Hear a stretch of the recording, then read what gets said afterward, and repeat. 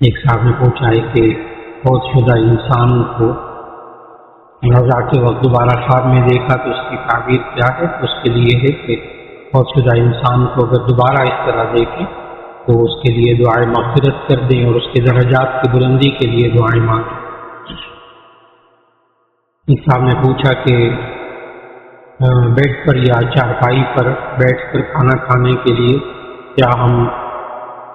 کیا کس طرح کھائیں، بیٹھ کر یا ڈائننگ ٹیبل یا پاؤں لٹکا کر کھانے کے کیا احکامات ہیں؟ تو اس کا جواب بڑے غور سے سننے والا ہے کہ انسان بیڈ پر یا چارپائی پر بیٹھ کر بھی کھانا کھا سکتا ہے، ٹانگیں لٹکا کر بھی کھانا کھا سکتا ہے، اوپر ٹانگیں رکھ کر بھی کھانا کھا سکتا ہے۔ اسی طرح ڈائننگ ٹیبل پر کھانا کھانا چاہیے نہیں چاہیے، اس میں لوگ بہت سوال کرتے ہیں، یعنی کھانے کے لیے میز رکھ کر کھانا کھانا۔ تو اس کے لیے نبی صلی اللہ علیہ وسلم تو خود دسترخوان پر بیٹھ کر کھانا کھاتے تھے، زمین پر بچھایا دسترخوان کھانا کھا لیا۔ لیکن شرعی احکام کو سمجھنے کے لیے ایک بات بہت واضح اصول ذہن میں رکھنا چاہیے۔ ایک وہ طریقہ جس طریقے سے نبی صلی اللہ علیہ وسلم نے کھانا کھایا، کپڑے پہنے، لباس پہنا، ایک تو یہ وہ سنت ہے۔ لیکن اب اگر اس کی تاکید فرمائی ہے، اس بات کی تاکید فرمائی ہے تو وہ سنت مؤکدہ ہو جائے، یا اس کی وعید فرمائی ہے تو وہ سنت مؤکدہ ہو جائے۔ اور اگر اس کھانے کا انداز یا لباس کا انداز اس کی تاکید نہیں فرمائی تو وہ سنت ہے لیکن سنت غیر مؤکدہ ہے۔ بالکل اسی طرح کھانا کھانے میں نبی صلی اللہ علیہ وسلم بیٹھ کر کھانا کھاتے تھے، نیچے دسترخوان بچھا کر زمین پر، سنت، لیکن سنت مؤکدہ نہیں ہے۔ کوئی بندہ میز پر رکھ کر کھانا کھا لے، جائز، میز کرسی پر بیٹھ کر کھانا کھا لے، جائز۔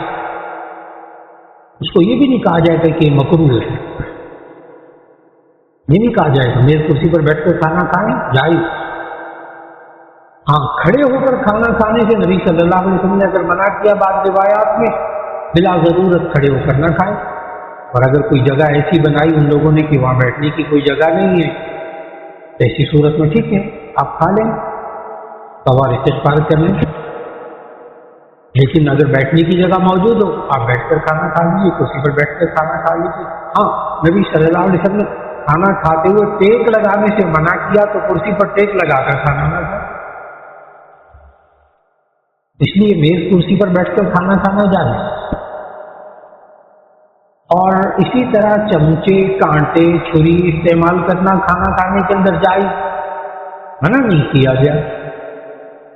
ایک اصول، بہت دوسرا اصول ذہن میں رکھنا چاہیے، نبی صلی اللہ علیہ وسلم نے جس چیز سے منع کیا نا وہ ناجائز، جس سے منع نہیں کیا وہ جائز۔ میں ایک مثال دیتا ہوں، اینک نبی صلی اللہ علیہ وسلم کے زمانے میں نہیں ہوتی تھی، تو آپ کو اس کی ممانعت بھی نہیں ملے گی، کوئی قرآن حدیث میں کچھ نہیں ملے گا اینک لگانا جائز ہے کہ ناجائز ہے۔ آپ سے اگر کوئی سوال کرے کہ جناب اینک لگانا جائز ہے، اس کا جواب ہے کہ جی ہاں جائز ہے، کیونکہ اس کے بارے میں ممانعت نہیں ہے۔ اگر ممانعت ہوتی تو ناجائز ہوتا۔ اگر نبی صلی اللہ علیہ وسلم میز کرسی پر بیٹھ کر کھانا کھانے سے منع کر دیتے، ناجائز ہوتا۔ چھری، چمچے، کانٹے کو استعمال کرنے سے منع فرما دیتے، ناجائز ہوتا۔ منع نہیں فرمایا اس لیے جائز۔ لیکن دائیں ہاتھ سے کھانا سنت، یہ مؤکدہ، ہمیں مثال دینے لگا، وہ سنت مؤکدہ۔ کیوں؟ نبی صلی اللہ علیہ وسلم وعید فرمائی کہ تم دائیں ہاتھ سے کھانا کھایا کرو، فإن الشیطان یأکل بشمالہ، کیونکہ شیطان بائیں ہاتھ سے کھاتا۔ اب دیکھو وعید آ گئی، اب کوئی بائیں ہاتھ سے کھائے گا اسے گناہ ہوگا۔ لیکن پھر لوگ سوال کرتے ہیں، کہتے ہیں اگر کوئی کھپچو ہو، یعنی وہ بائیں ہاتھ استعمال کرتے ہیں اور بیٹنگ کرتے ہیں تو بائیں ہاتھ، لکھتے ہیں تو بائیں ہاتھ، یہ دماغ کے ساتھ اس کا تعلق ہوتا ہے۔ بعض لوگ فطری طور پر ان کا بایاں ہاتھ، دماغ ان کو بائیں ہاتھ کو حکم دیتا ہے، زیادہ ایکٹیو، زیادہ فعال بایاں ہاتھ ہوتا ہے ان کا۔ ان کو بھی اگر پریکٹس کروائی جائے تو وہ دائیں ہاتھ سے کھانا کھا لیتے، الحمدللہ، لکھتے وہ بائیں ہاتھ سے ہیں۔ لیکن کھانا کھانے کی عادت ڈالیں، لیکن اگر بالفرض اس کا دماغ نہ اس طرح کام کرے، بائیں ہاتھ سے کھانا جائز ہوگا کہ وہ معذور ہے بیچارہ۔ لیکن میں نے کہا ایسے لوگوں کو پریکٹس کروائی جاتی ہے دائیں ہاتھ سے، تو الحمدللہ وہ دائیں ہاتھ سے کھانا کھانے لگ جاتا ہے۔ اسی طرح نبی صلی اللہ علیہ وسلم نے ساری زندگی کام کیا ہونا، تب بھی اس کی تاکید نہیں فرمائی نا، تو وہ سنت غیر مؤکدہ ہے۔ مثال دیتا ہوں، نبی صلی اللہ علیہ وسلم نے ساری زندگی تہبند باندھی، شلوار کبھی نہیں پہنی۔ اب کوئی بندہ ساری زندگی تہبند نہ باندھے، دھوتی نہ باندھے، اسے گناہ نہیں ہوگا۔ ہاں دھوتی باندھے تو اسے سنت غیر مؤکدہ کا ثواب ملے گا۔ ساری زندگی تہبند باندھی، دھوتی باندھی، ازار، لیکن تاکید نہیں فرمائی کسی حدیث میں، لہٰذا یہ سنت غیر مؤکدہ۔ یہ میں نے ایک شریعت کا اصول بتایا۔ اس طرح ہمیں زندگی کے بارے میں سب باتیں سمجھنی چاہیے۔ یہ فرض ہے، یہ واجب ہے، یہ سنت مؤکدہ ہے، یہ سنت غیر مؤکدہ ہے، یہ افضل ہے، یہ مستحب ہے۔ آہستہ آہستہ وکیبلری اپنی بہتر بنانی چاہیے۔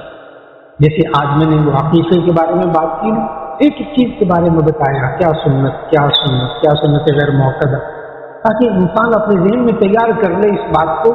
بعض لوگ ہوتے ہیں وہ سنت غیر مؤکدہ کو بھی نہ فرض کا درجہ دیتے، پوری ضروری ہے، نہیں، ضروری کا لفظ نہیں، کھل کر بات کریں، فرض ہے، واجب ہے، سنت مؤکدہ ہے، سنت غیر مؤکدہ ہے۔ لہٰذا یہ جو انہوں نے پوچھا کیا ڈائننگ ٹیبل پر بیٹھ کر کھانا کھا سکتے ہیں، تو اس کا جواب ہے کہ جی ہاں جائز۔ اگر ممانعت کی دلیل ہوتی تو ناجائز ہوتا۔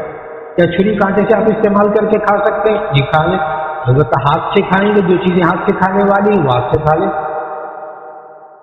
اب پھر وہ سوال کرنا الٹے سیدھے کہ جی آئس کریم ہاتھ سے کیسے کھائیں گے، سوال بیکار سوال ہے۔ آپ چمچے سے آئس کریم کھا لیں، آپ کانٹا استعمال کر لیں، جائز۔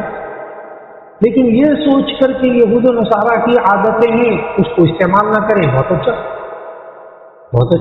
لیکن کر لیں تو جائز۔ ایک صاحب نے کہا کہ 40 دن تک تکبیر اولیٰ کے ساتھ نماز پڑھنے والوں کے لیے حدیث مبارکہ میں کیا خوشخبری ملتی ہے؟ جی یہ جامع ترمذی کی حدیث ہے کہ نبی صلی اللہ علیہ وسلم نے فرمایا کہ جو بندہ 40 دن تک تکبیر اولیٰ کے ساتھ نماز پڑھ لے، کتبت لہو براءتان، براءۃ من النفاق و براءۃ من النار۔ جو بندہ 40 دن تک تکبیر اولیٰ کے ساتھ نماز پڑھ لے، اس کو دو براءتیں، دو چیزوں سے چھٹکارا ملتا ہے۔ ایک اس کو نفاق سے چھٹکارا ملتا ہے، وہ منافق نہیں ہوتا۔ نمبر 2 اس کو جہنم کی آگ سے چھٹکارا مل جاتا ہے۔ تکبیر اولیٰ کے ساتھ پانا، تکبیر اولیٰ کو پانا، تکبیر اولیٰ کے ساتھ شامل ہونا، اس سے مراد کیا ہے؟ کب، کس ٹائم میں آ کر؟ اس میں 4 سٹیپ، 4 قدم، چاروں جائز، تو بڑی سہولت ہو جائے گی آپ کو۔ نمبر 1، ایک قول یہ ہے کہ جس وقت امام اللہ اکبر کہے تکبیر تحریمہ، اس وقت یہ مقتدی بھی اللہ اکبر ہے۔ ایک یہ ہے تکبیر تحریمہ میں شامل ہونا۔ دوسرا قول یہ ہے کہ جب قراءت شروع کرے اس سے پہلے اللہ اکبر کہہ کر امام شروع ہو گئے، یہ ذرا دیر میں آیا لیکن اس وقت آیا جب امام نے قراءت شروع کر دی تھی، تو دوسرا قول ہے قراءت شروع کرنے سے پہلے آ کے امام کے ساتھ شریک۔ تیسرا قول یہ ہے کہ رکوع میں جانے سے پہلے امام کے ساتھ شریک ہو جائے، جس نے تکبیر اولیٰ کو پا لیا، رکوع میں جانے سے پہلے، بڑا ٹائم مل گیا۔ اور چوتھا قول یہ ہے کہ جس شخص نے پہلی رکعت پا لی اس نے تکبیر اولیٰ پا لی۔ اب اس کا مطلب کیا ہوا کہ اگر امام کے ساتھ آ کر رکوع میں مل گیا، اس نے ایک رکعت پا لی نا وہ والی، تو گویا کہ تکبیر اولیٰ بھی پا لی۔ یعنی تکبیر اولیٰ سے مراد پہلی رکعت پا لی۔ چوتھی صورت راجح قول ہے، چوتھی صورت راجح قول ہے۔ چاروں صورتوں میں جو بھی ہو اس کو تکبیر اولیٰ کہتے ہیں۔ کتنی سہولت ہوگی۔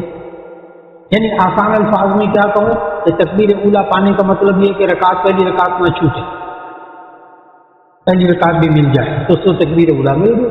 40 دن تک بندہ تھوڑی سی کوشش کر لے، اللہ تعالیٰ دو خوشخبری عطا فرما دے گا اس کو۔ ایک صاحب کہتے ہیں کہ ایک صاحب عمرے کے لیے گئے، وہاں سے وہ تصاویر اتار کر ویڈیو بنا کر شیئر کر رہے ہیں۔ جب انہیں کہا گیا کہ آپ اپنی توجہ ان فضولیات کے بجائے اپنی عبادت پر دیں، تو وہ کہنے لگے میں داعی ہوں اور میں اس عمل سے دعوت پھیلا رہا ہوں، کیا یہ دعوت کی کوئی نئی قسم ہے؟ جی، تو اس کا جواب یہ ہے کہ ڈیجیٹل تصویر، اس کے بارے میں حضرت مولانا مفتی تقی عثمانی صاحب دامت برکاتہم کا فتویٰ یہ ہے کہ ڈیجیٹل تصویر نہیں ہے، ایک بات۔ دوسری بات، جو چیز باہر دیکھنا جائز ہے وہ ڈیجیٹل تصویر میں بھی دیکھنا جائز ہے، جو باہر دیکھنا ناجائز ہے وہ ڈیجیٹل تصویر میں بھی دیکھنا ناجائز ہے۔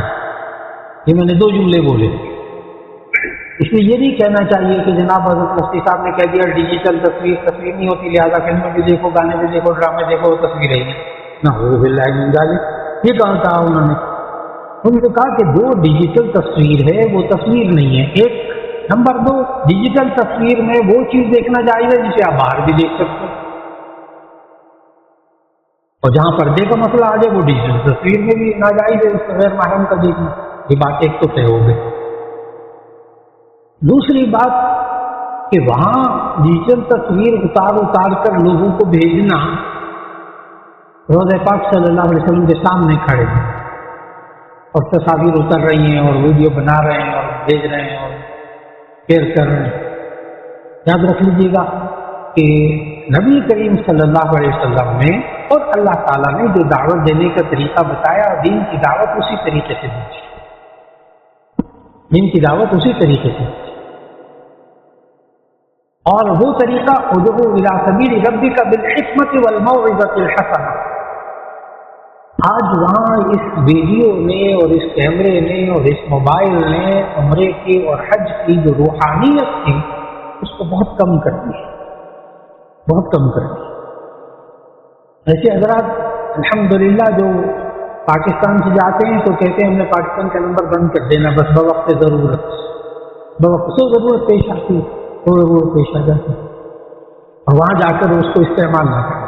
عام زندگی میں بھی بھرپور کوشش کی جائے، ویڈیو سے اور ان چیزوں سے بچنے کی کوشش، عام زندگی میں وقت ضرورت، اور وہ بھی جہاں تک جائز کہا گیا وہاں تک۔ لیکن یہ نیت، یہ والا کہنا کہ جی اس سے دعوت پھیل رہی ہے دین کی، بالکل غلط، بالکل غلط، اسے بچنے کی کوشش ہو جائے۔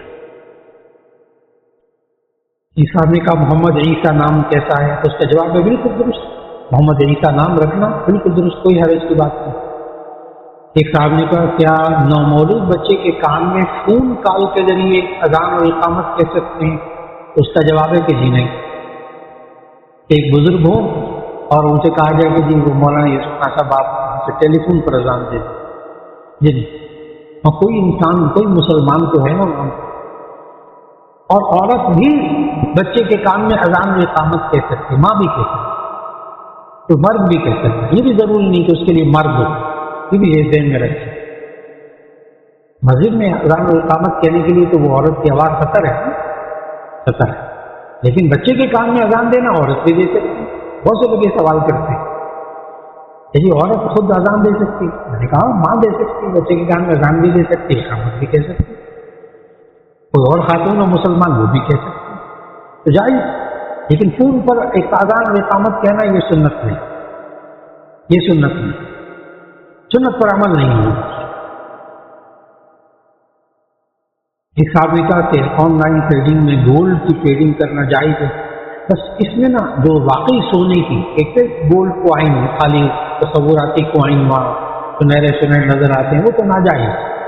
ایک یہ کہ آپ سونے کی تجارت کرتے ہیں، ایسی صورت کے اندر علماء سے پوچھ لیجئے، کیونکہ سونے کی تجارت، سونا اور چاندی کی تجارت کے اندر ایک نشست ہونا ضروری ہے، اس کے کچھ آداب ہیں، کچھ طریقے ہیں، آپ اس میں ادھار لین دین نہیں کر سکتے، آپ کی مجلس ایک ہونی چاہیے، یدم بھی یدن ہو، ایک ہاتھ سے دیں ایک ہاتھ سے لیں، یہ چیزیں ہونی چاہیے اس میں۔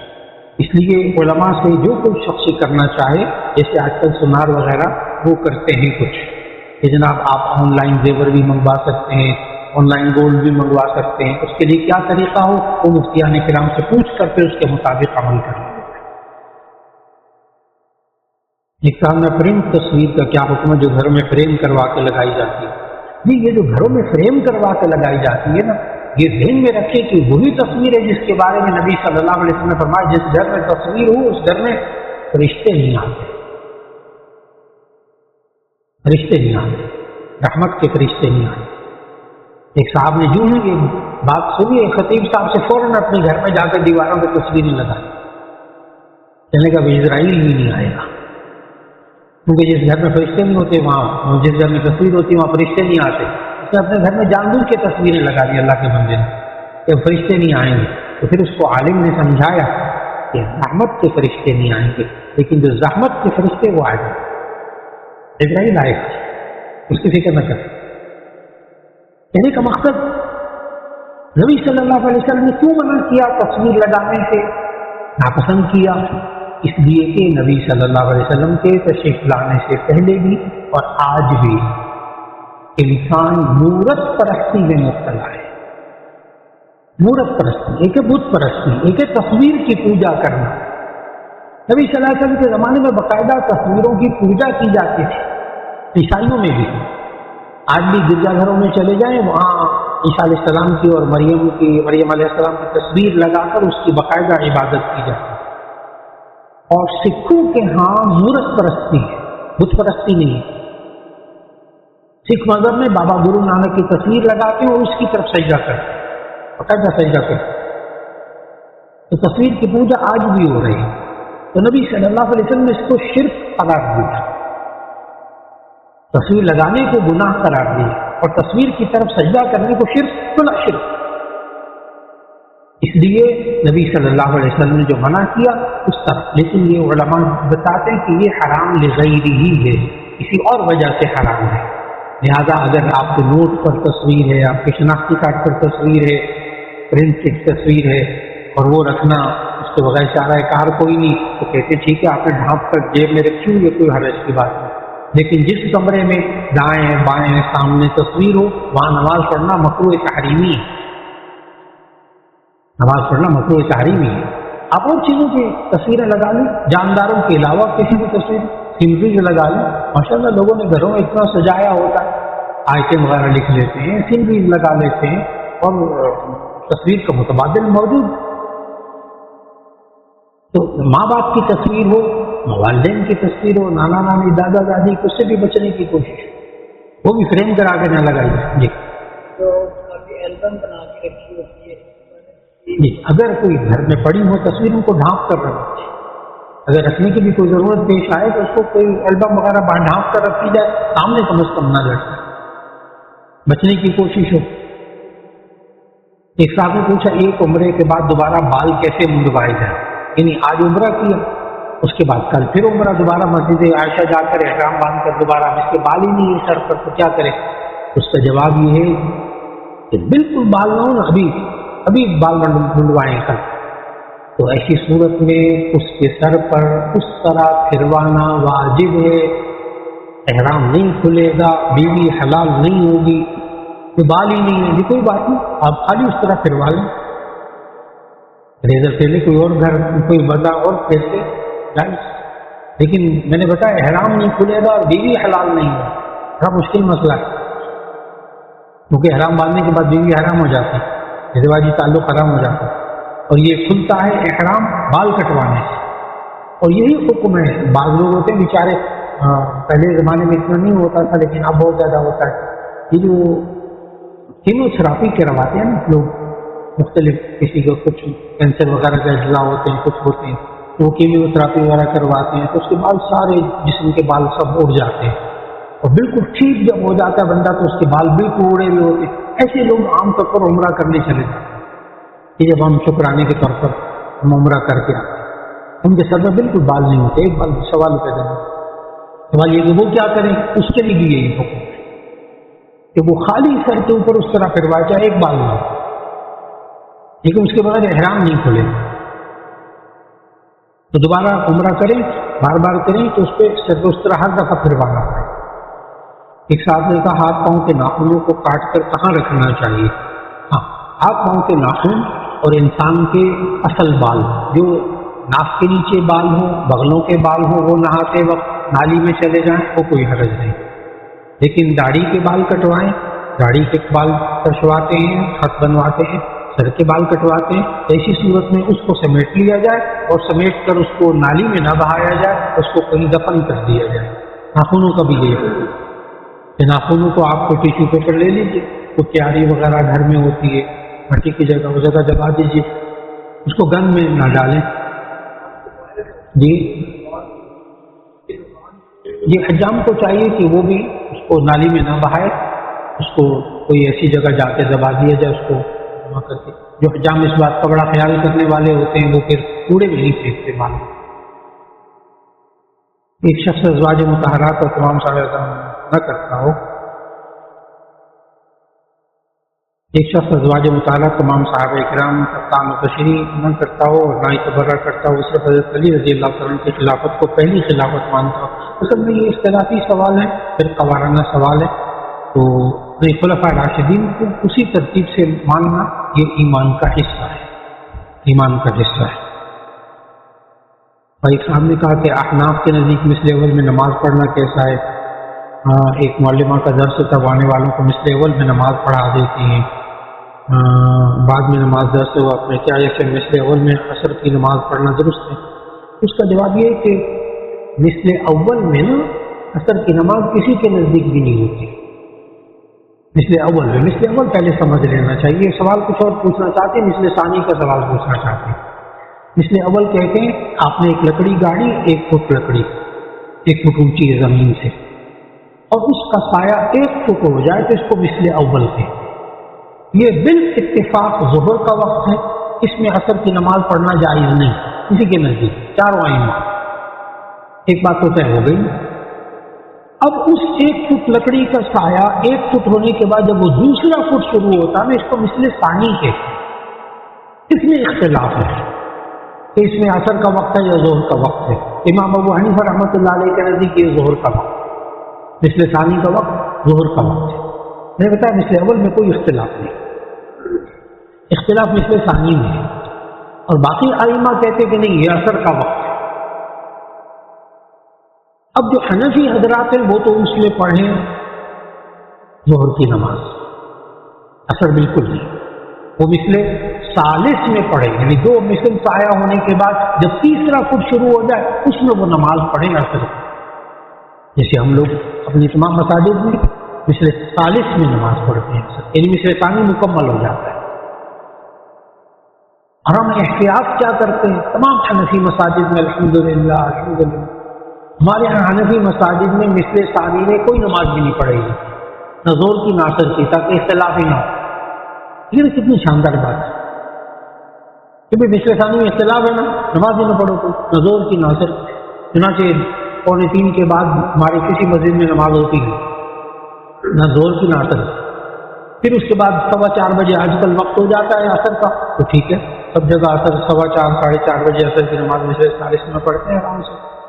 تو کوشش کیجیے ان باتوں میں اختلافات میں نہ آیا جائے۔ ہاں البتہ حرم شریف میں وہاں مثل ثانی کے اندر عصر کی نماز پڑھائی جاتی ہے، وہاں پڑھ لیں، کیونکہ حنفی مسلک میں گنجائش نہیں موجود تو دوسرے مسالک میں ہے، آپ کی نماز ہو جائے گی انشاءاللہ۔ ایک صاحب نے کہا کہ اچھا یہ بھی بس بیچارے جن وہ الٹی سیدھی باتیں کرنے والے بات پھر قوارانہ باتیں ان سے بچنے کی کوشش، سوال آیا ہے اور یہ سوال مناسب بھی نہیں ہے ایسا کرنا۔ اچھا سوال بھی ذکر کرنا مناسب نہیں۔ اچھا جی ایک سوال کیا کہ چھوٹے بچوں کو کس عمر میں مدرسے یا اسکول میں بھیجنا چاہیے؟ یہ اس کا جواب یہ ہے کہ یہ اپنے بچیوں کے حالات کو دیکھ کر پھر چاہیے، اس کی ذہن کو دیکھ کر، اپنے گھر کے ماحول کو دیکھ۔ سب سے پہلی بات تو یہ ہے کہ بچی کو آپ جب وہ بولنے لگے تو اس کے اچھے کلمات اس کو سکھائیں، کلمہ طیبہ سکھائیں۔ میں بالکل اسٹیپ بائی اسٹیپ آگے بھی جمعے میں بھی چل رہا ہوں انشاءاللہ آہستہ آہستہ، کہ جب وہ بولنے لگے تو ان کو لفظ اللہ سکھائیں، جہاں ماں باپ سکھاتے ہیں کلمہ سکھائیں۔ اس کے بعد ذرا بڑے ہو جائیں، 3 سال کی 3.5 سال کی عمر کے ہو جائیں، حروف کی پہچان وغیرہ ہونے لگے، آپ 4 سال کی عمر میں آپ ان کو ناظرہ قاعدہ شروع کرا سکتے ہیں، گھر میں شروع کرا دیں ناظرہ قاعدہ۔ پھر اس کے بعد ان کو ناظرہ پڑھاتے رہے، ناظرہ قرآن مجید کو کم پڑھائیں، پھر اس عرصے میں آپ کو اندازہ ہو جائے گا، چھوٹی چھوٹی صورتیں یاد کرانے کی کوشش کیجیے، اس کا حافظہ بچی کا معلوم ہونا شروع ہو جائے گا، پھر آپ اس کو حافظ بنانا چاہتے ہیں تو آج کل کم از کم تیسری کلاس تک، تیسری کلاس ہوتی ہے 5 سال کے بچے کو کلاس 1 میں داخل کرتے ہیں، کلاس 3 میں بچہ پہنچتا ہے 8 سال، 7.5 سال کا، 8 سال 7 سال کی عمر میں آج کل عام بچے اور بچیوں کو بہترین تجوید کے ساتھ قرآن مجید پڑھنا آنا چاہیے، مکمل قرآن مجید 7-7.5 سال کی عمر میں۔ آپ اسکول پڑھائیں نہ پڑھائیں، لیکن 7.5 سال کی عمر میں بچی کو مکمل قرآن مجید ناظرہ آنا چاہیے۔ اتنی دیر میں آپ ان کو چھوٹی چھوٹی صورتیں یاد کروائیں، اس سے آپ کو ان کا حافظہ، ان کا شوق معلوم ہو جائے گا۔ اگر وہ 7.5 سال کی عمر تک بہترین تجوید کے ساتھ ناظرہ پڑھ سکتے ہوں، ایسی صورت میں اب اگر ان کا یادداشت اچھی ہے آپ حفظ کی طرف لے جائیں، لیکن کلاس 3 کے بعد، آج کل تجربہ یہ ہے کلاس 3 کے بعد، پھر انشاءاللہ وہ 2.5 سال، زیادہ سے زیادہ 2.5 سال، ورنہ 2 سال کی عمر میں وہ حفظ مکمل کر دیں، بشرطے کہ آپ ناظرے پر محنت کر سکیں۔ بہترین قاری ہونا چاہیے، بہترین بچیوں کے لیے بہترین قاریہ کا انتظام کروا دیں کہ جو اس کو ناظرہ قاعدے سے تجوید اچھی طرح ہو، دیکھ کر قرآن مجید آتا ہونا، حفظ کرنا بہت آسان۔ اور ہمارے ہاں آج کل بعض مدارس میں بیچارے بچے حافظ ہو جاتے ہیں، آج 15 پارے ہو جاتے ہیں، مجھے جو کل سبق انہوں نے یاد کر کے سنانا ہے وہ آج دیکھ کر میرے سامنے نہیں پڑھ رہے، دیکھ کر نہیں پڑھ سکتے، 15 پارے ہو رہے ہیں۔ یہ بڑی کوتاہی ہمارے مدارس کا حفظ، اور جو حفظ کے استاد ہیں ان کی بھی کوتاہی ہے بہت بڑی، کہ وہ اگلے دن کا جو بچے نے سبق پڑھنا ہے وہ دیکھ کر نہیں پڑھ سکتا، زبانی کو یاد کرے، بڑی مشکل بات ہے، تو وہ یہی رٹ رٹا کر کچھ کر لیتا ہے۔ اس لیے بچے کے لیے لازم کر لیجئے، بچہ حفظ کرتا ہو اس کو جو سبق آج اس نے یاد کر کے کل سنانا ہے اس کو آج دیکھ کر بہت اچھی طرح آتا ہے، حفظ بھی جلدی ہو جاتا ہے، آسانی ہو جاتا ہے۔ ایک صاحب نے کہا خلفائے راشدین کی سیرت پر کتاب بتا دی، یہ بہت آسان، سیرت الخلفاء نام اس کا یہی ہے، سیرت الخلفاء، مولانا عبدالشکور لکھنوی صاحب کی کتاب ہے، عام اردو بازار میں مل جاتی ہے، آسان الفاظ میں ہے اور مختصر ہے۔ اور اگر آپ کو تفصیلی چاہیے وہ کتاب اس کی سیرت پر، سیرت الخلفاء پر، تو پھر ایسی صورت میں آپ مولانا معین الدین ندوی کی کتاب تاریخ اسلام اس کا مطالعہ کر سکتے ہیں، اور دور جدید میں اس پر جو بہت اچھا کام کیا وہ مولانا محمد اسماعیل ریحان صاحب، اللہ ان کی عمر میں برکت نصیب فرمائے، مولانا محمد اسماعیل ریحان، ان کی کتاب مارکیٹ میں جو مل رہی ہے بہت مستند کتاب اور بہت شاندار۔ ایک صاحب نے کہا کہ بچوں کو کارٹون دکھاتا ہوں جس میں دعائیں اور اچھے اخلاق بتائے جاتے ہیں، کیا یہ ٹھیک ہے؟ بس کوشش کیجیے کہ دعائیں اور یہ اچھے اخلاق آپ ماں سکھائے، باپ سکھائے، کارٹونوں کے حوالے نہ کریں، کارٹونوں کے حوالے نہ کریں، ورنہ سمجھ جائیں گے وہ کہ یہ دعائیں جو ہے نا جو پڑھتا ہے وہ بھی کارٹون ہی شمار ہوتا ہے معاشرے کے اندر۔ ذہن میں رکھیے، میں نے بڑی عجیب بات کہی ہے، آج ہمارے یہاں بھی دعائیں پڑھنے والوں کو، ماشاء اللہ سبحان اللہ کہنے والوں کو لوگ کارٹون ہی سمجھتے ہیں، فکر نہ کریں، میں نے جو کہنا تھا وہ کہہ دیا۔ آج کل لوگ ماشاء اللہ الحمدللہ سبحان اللہ کہنے والوں کو کیا سمجھتے ہیں؟ کارٹون سمجھتے ہیں، اسے کارٹون کے حوالے نہ کریں گے۔ اچھا، یہ بچے بڑے ہو کر بھی یہی سمجھیں گے کہ یہ کہنے والے کارٹون ہوتے ہیں، حقیقی انسان نہیں ہوتے۔ تعلیم حقیقی انسانوں کے ذریعے جائز ہے، اگرچہ اگر اس میں غیر محرم نہیں ہے، فلاں نہیں ہے، جائز ہے، موسیقی نہیں ہے، جواز ہے، لیکن میں نے جو بات کی اس کو اچھی طرح سمجھے، یہ ماں کی ذمہ داری، جو دعائیں سکھانے کی باپ کی ذمہ داری، یہ کارٹونوں کے حوالے نہ کیجیے، نہ کیجیے، یہ ماں کی ذمہ داری، یہ باپ کی ذمہ داری۔ یہ بالکل اسی طرح ہی ہے جیسے ماں نے دودھ پلانے کے بجائے یہ ذمہ داری ڈبوں اور فیڈر کے حوالے کرنا، وہی غلطی ہے۔ جب ہم میڈیا کے حوالے شروع سے کر دیں گے نا تو پھر بیٹا بیٹی بچہ بچی یہ ماں باپ سے نہیں سیکھیں گے، وہ کہیں گے میڈیا سے ہم سیکھیں گے، تو بڑے ہو کر بھی نا جوان ہو جاتے ہیں، ڈاکٹر ہو جاتے ہیں، MBBS ہو جاتے ہیں، بڑے انجینئر ہو جاتے ہیں، اتنے قابل نوجوان میرے سامنے آ کر جب مسئلہ کو بات پوچھتے ہیں نا تو میں بتاتا ہوں کہ یہ بات ہے، تو مجھے آگے سے پتا کیا ہے، جیسے سوشل میڈیا میں تو فلاں مولانا صاحب یوں کہہ رہے ہیں، نہیں یعنی میں بتا رہا ہوں، لیکن وہ کیا کہہ رہے ہیں آگے سے کہ سوشل میڈیا میں جو مولانا صاحب آ رہے ہیں وہ یہ کہہ رہے ہیں، تو میں سیدھی سی بات کہہ دیتا ہوں کہ آپ نے یہ جملہ کہہ کر مجھ پر بد اعتمادی ظاہر کی ہے، اب آپ آئندہ مجھ سے نہ پوچھیں، کیونکہ آپ کا اعتماد سوشل میڈیا پر ہے، اور میری بات کے مقابلے میں سوشل میڈیا کا لفظ کیوں نکالا ہوں؟ یعنی میں قابل نوجوانوں کی بات کر رہا ہوں، قابل نوجوانوں، پڑھے لکھے نوجوانوں، یہ بولا نا سوشل میڈیا میں تو کیوں کہا، پھر آپ اس پر اعتماد کریں، میں تو میرے پر اعتماد ہی نہیں، اور اگر اعتماد ہے تو میرے مقابلے میں وہ بات کیوں بیان کی آپ نے؟ اس لیے سوشل میڈیا کے بجائے علماء یا مستند کتابیں، ایک صاحب نے کہا موبائل پر گیمز کھیلتے ہیں کیا یہ ٹھیک ہے؟ تو اس کا جواب یہ ہے کہ اگر وہ گیم جائز ہیں تو درست، ورنہ اکثر گیمز کے اندر یہ جو جتنے موبائل گیمز ہیں نا ان سب میں جوا سکھاتے ہیں، ان سب میں گیمبلنگ، جوئے کی تربیت ہوتی ہے باقاعدہ، جتنی گیمز ہے نا موبائل کے اندر پڑی ہوئی ان سب میں جوا سکھایا جاتا ہے، لاشعور میں جوا آ جاتا ہے، جوا ہے کیا، تو اس لیے بھرپور کوشش کی جائے، اور جہاں تک گیمز کھیلنے کا تعلق ہے اگر وہ جائز ہے تو گیم کھیلنا جائز ہے، یہ بھی سوچیں۔ ایک سابقہ کہ بچے کو گھر سے باہر کھیلنے کے لیے نہیں بھیجنا، کئی بری باتیں نہ سیکھ جائے، کیا یہ ٹھیک ہے؟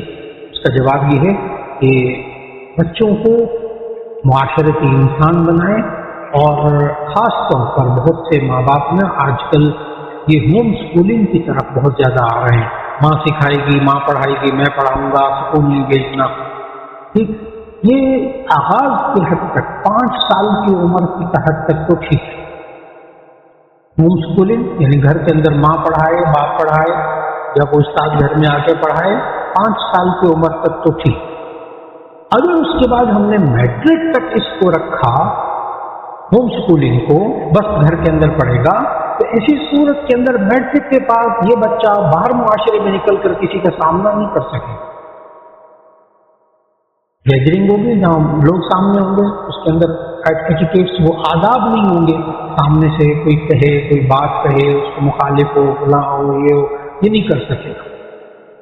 اس لیے بچے کو مدرسے میں، اسکول میں بھیجنا 5 سال کی عمر کے بعد یہ بہت لازم ہے، اور الحمدللہ بہت اچھے معاشرے والے موجود ہیں، اور جہاں تک یہ ہے کہ بچے کو گھر سے باہر کھیلنے کے لیے دینا، کہیں بری باتیں نہ سیکھے، اس کا جواب یہ کہ اچھا ماحول تلاش کریں، ہمت کریں، آپ خود وقت نکالیں، باپ خود وقت نکالے، بچوں کو لے کر جائے کہیں باہر تھوڑا سا کھیلنے کے لیے، گھر میں کچھ ایسی جگہ ہو یا کسی دوست کے یہاں یا کسی پاکیزہ جگہ میں، ایسی صورت میں اس کو کھیل، فزیکلی جو کھیل ہوتا ہے اس کے اندر ضرور بچوں کو لے کر آئیے، کوئی وقت مقرر کیجیے، لیکن باپ اپنی ذمہ داری نکالے، آدھا گھنٹہ نکال لیں، لیکن یہ کہ باہر لے کر نکلے یا گھر میں کھیلنے، لیکن کھیلنے کے لیے وقت جس میں انسان کی جسمانی ورزش ہوتی ہو وہ بہت لازم ہے، بچوں کے بہت لازم، انہیں گھروں میں باندھ کے نہ بٹھائیے، ابھی تو اندازہ نہیں ہوگا لیکن تھوڑی دیر بعد اندازہ ہوگا۔ ایک کہتے ہیں جو لوگ NGO یا چیریٹی کے معاملات کے ساتھ وابستہ ہونے کے لیے آپ کی نظر میں ایڈمن کے معاملات خرچ کے لیے میکسیمم لمٹ کیا ہونی چاہیے، لیک کیا ہونا چاہیے؟ جی، اس کی وجہ یہ ہے کہ جو NGOs میں اگر کوئی ایڈمن کی سیٹ میں معاملات کے لیے، تو اس کے لیے سب سے پہلے یہ سمجھنا چاہیے صدقہ، زکوٰۃ وغیرہ کے احکام سمجھنے چاہیے، کیونکہ یہ چیریٹی اور NGOs وغیرہ میں آج کل بڑی مصیبت ہے، لوگ زکوٰۃ دے رہے ہیں، لوگ صدقہ دے رہے ہیں، اور یہ بالکل خیال نہیں کیا جا رہا کہ یہ جس پر ہم خرچ کر رہے ہیں وہ مستحق ہے نہیں ہے، پھر وہی NGO ہیں اسی زکوٰۃ کے پیسے سے وہ عمارتیں بھی بنا رہے ہیں، اور اسی سے فرنیچر بھی لے رہے ہیں، اسی سے دفتری کام بھی کروا رہے ہیں، اسی سے سب کچھ کر رہے ہیں، لوگوں کی زکوٰۃ ادا نہیں ہے۔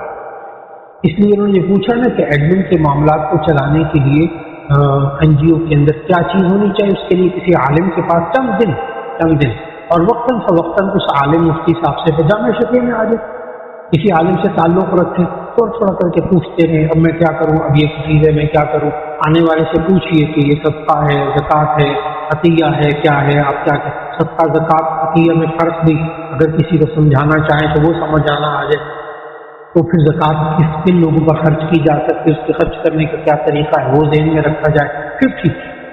اور یہ جو NGO والے جو کسی بھی چیز کا خیال نہیں رکھتے نا، اس سے سب سے بڑا پیچیدہ مسئلہ ہے کہ زکوٰۃ دینے والوں کی زکوٰۃ ادا نہیں ہوتی، صدقہ خیرات کے اور مسائل ہو گئے، زکوٰۃ نہیں ادا ہوگی بیچارے۔ ایک سامنے کا مسجد میں داخل اور بیان ہو رہا ہو تو بیٹھ جانا چاہیے، تحیت المسجد ادا کر لینی چاہیے۔ یہ اردو والا جو بیان ہے نا، جمعے کا اردو والا بیان، اس میں تو آپ تحیت المسجد پڑھ سکتے ہیں، لیکن جب عربی تو خطبہ ہو رہا اس وقت فلا صلاۃ ولا کلام، اس وقت نہ کلام کرنا نہ کوئی نماز پڑھنا۔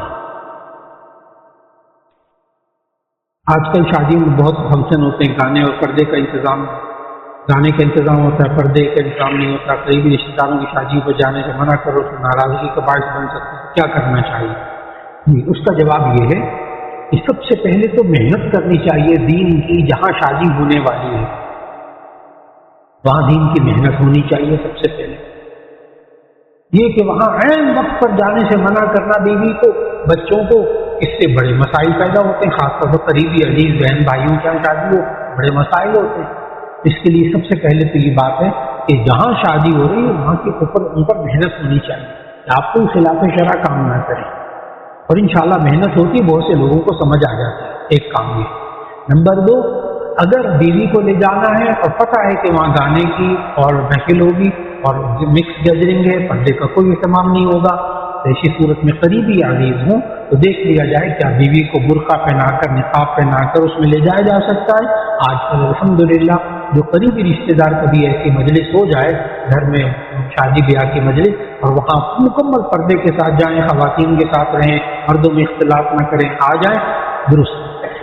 رہا گانا بجانا، جس محفل میں جس شادی بیاہ کے اندر گانے بجانے کی مجلس ہو، پتہ ہو کہ یہ سب کچھ ہے ہوگا وہاں پر، تو وہاں جانے سے گریز کر دیا جائے۔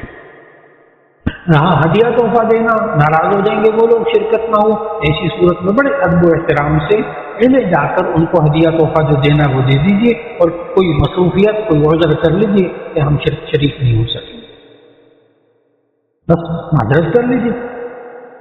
ایسی صورت میں بھرپور کوشش ہو کہ گانے بجانے کی مجلسوں میں اور بے پردگی والی مجلسوں میں جانے سے اللہ تعالیٰ بچائے رکھے، جس قدر ہو سکے اپنے آپ کو بچانے کی کوشش ہو۔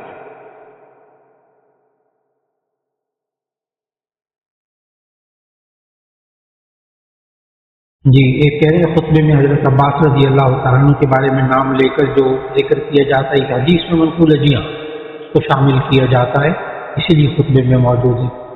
ایک صاحب نے کہا کہ سبیل میں کھڑے ہو کر پانی پینا سنت ہے؟ نہیں، سبیل کہتے ہیں کہ راہ چلتے ہوئے جو لوگ پانی پلانے کے لیے کھڑے ہوتے ہیں، عام طور پر ہم اسے سبیل کہتے ہیں، لیکن اگر آپ کے پاس کوئی جگہ نہ ہو، آپ نے پانی پینا جائز ہے، اگر آپ کھڑے ہو کر پانی پئیں گے، کوئی پاس جگہ نہیں بیٹھنے کی، تو انشاءاللہ گناہ نہیں ہوگا، لیکن اگر آپ وہیں بیٹھ کر تھوڑا سا بیٹھ کر پانی پی سکتے ہیں تو بیٹھنے کی پوزیشن بنا کر پانی پئیں۔ جی جی جی، اس میں انہوں نے ایک سوال کیا ہے کہ کو ایجوکیشن کے بارے میں، کہ یونیورسٹیز کے اندر یہ کو ایجوکیشن، اس کے بارے میں کیا کیا جائے۔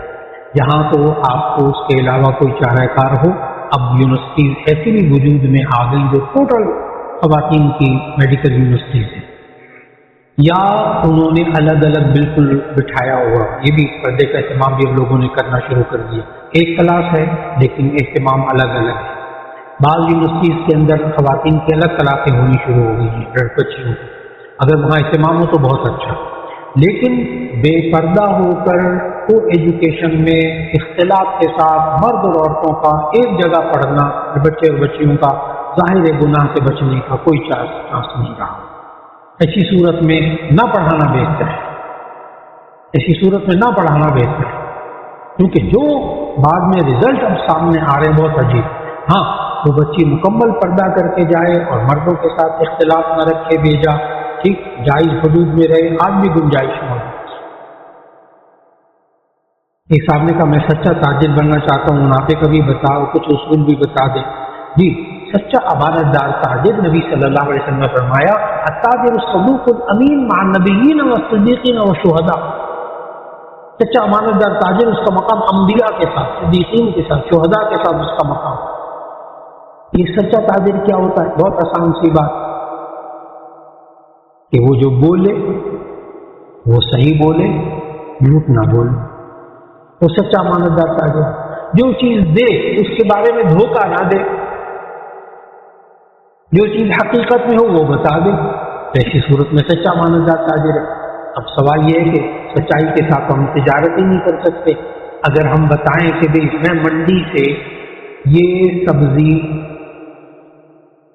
اتنے روپے کلو لایا ہوں، آلو اتنے روپے کلو لایا ہوں، یوں کر کے اگر سچ بتائیں گے تو پھر ایسی صورت میں تو 1 روپیہ بھی نہیں دے گا وصول کرنے والا۔ اس کا طریقہ کیا؟ مولا فقہا نے اس کا طریقہ بتایا۔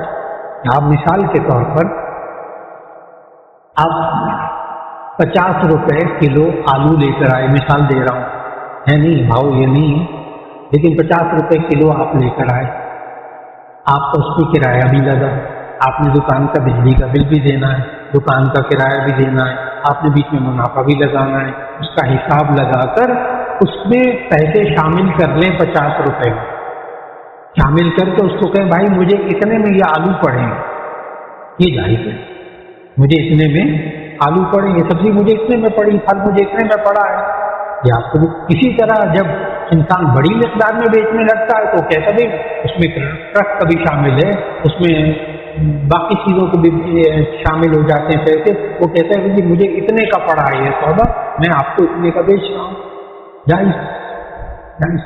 تو سچ بولنا تجارت کے اندر یہ فرض اور واجب کے درجے، فرض اور واجب کے درجے، اور بالکل محسوس نہ کیجیے گا اس بات کو، کیا آج کل بھی ہم سچائی کے ساتھ تجارت کر سکتے ہیں، مارکیٹ پہ رہ سکتے ہیں؟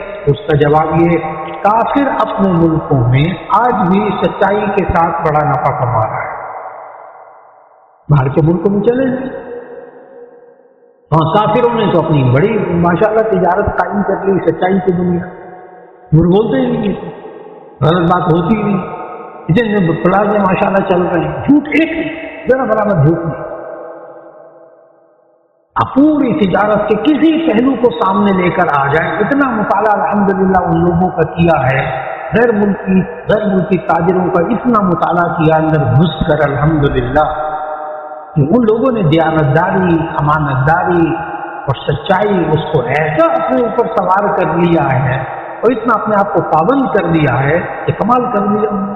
میں کافروں کی تعریف نہیں کر رہا، اس بات کی تعریف کر رہا ہوں، اس بات کی امید دلا رہا ہوں کہ مت مایوس ہوں، کافر ملکوں کے اندر تاجروں نے اپنے آپ کو سچائی اور امانتداری کے ساتھ الحمدللہ قائم رکھا ہوا ہے، مسلمان کیوں نہیں رکھ سکتے؟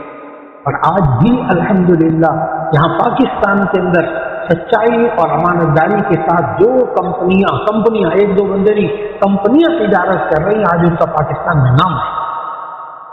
سوال ہی پیدا نہیں ہو سکتا کہ آپ کو سیمپل کو چھوڑ دیں اور مال کو چھوڑ دیں، ممکن نہیں۔ سوال ہی پیدا نہیں ہوتا کہ وہ آپ کو ہیرا پھیری کریں، 2 نمبری کریں، سوال ہی پیدا نہیں ہوتا کہ وہ جھوٹ بول کر مال بچے، ممکن نہیں۔ میں ان کمپنیوں کو جانتا ہوں، ان کا دعویٰ ہے کہ ہم نے اپنی کمپنیوں میں سے جھوٹ کو ختم کر دیا، وہاں گارڈ سے لے کر مینیجر تک ایک بندہ جھوٹ نہیں بولتا، آپ رہیں ان کے اندر، دوسرے معاملات کریں، مایوس نہ ہوں کہ یہ سچائی بول کے تو سچ بول کے تو ہم تجارت کر نہیں سکتے، بزنس کر ہی نہیں سکتے، پاکستان ہے جی کام ہو، یہ انسان سچ بولنے پر آتا ہی نہیں ہے، سچ کیسے بولنا ہے، جھوٹ سے کیسے بولنا ہے، علماء کے ساتھ مفتیان کرام کے ساتھ بیٹھیں گے انشاءاللہ ممکن۔ کہ میں مایوسی کو ختم کر رہا ہوں، مایوسی کو مایوس نہ ہو، اچھا مایوس نہ ہو۔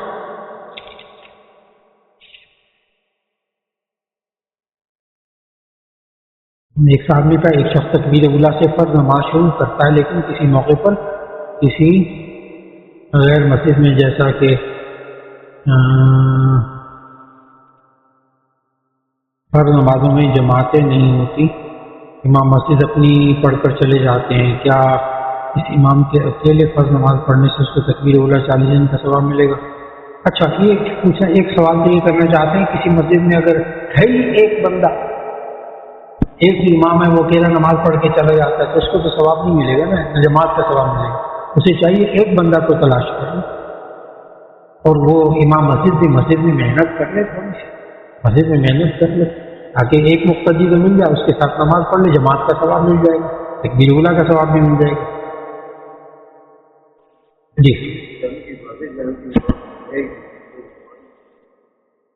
یعنی اس مسجد میں نماز ہوئی نہیں؟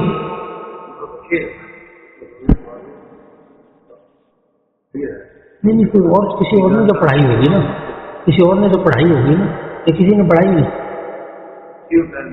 اچھا اچھا، بس ایسی صورت میں کوشش کی جائے اس مسجد کو آباد کرنے.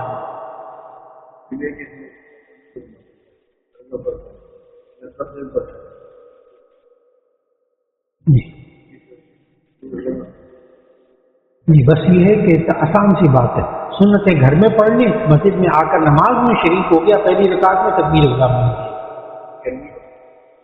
نہیں، اکیلے نہ پڑھے،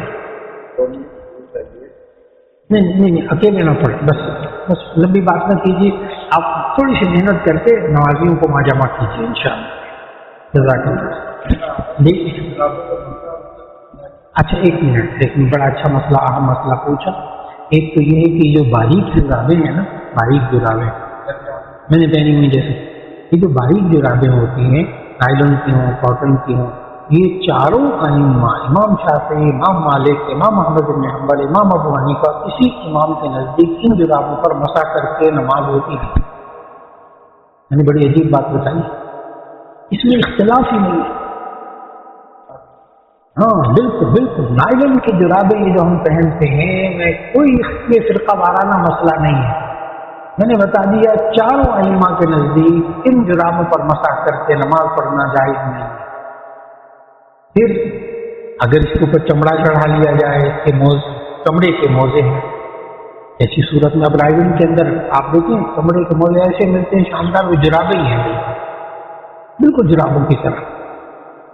تو آپ کو چمڑے کے موزے پہن لیجیے، اگر ٹھنڈ لگتی ہے، مسافات پاؤں کے اوپر پانی لگانے سے پاؤں میں زخم ہوئے ہوتے ہیں، چلنے پھرنے سے یا کٹ پڑ جاتے ہیں، یا سردی کی وجہ سے پاؤں پھٹ جاتے ہیں، اس صورت میں چمڑے کے موزے بہترین. پھر آپ سارا دن اس پر مسح کیجیے، ایک دفعہ بھی پاؤں نہیں دھونا پڑے. جزاک اللہ خیر. السلام علیکم.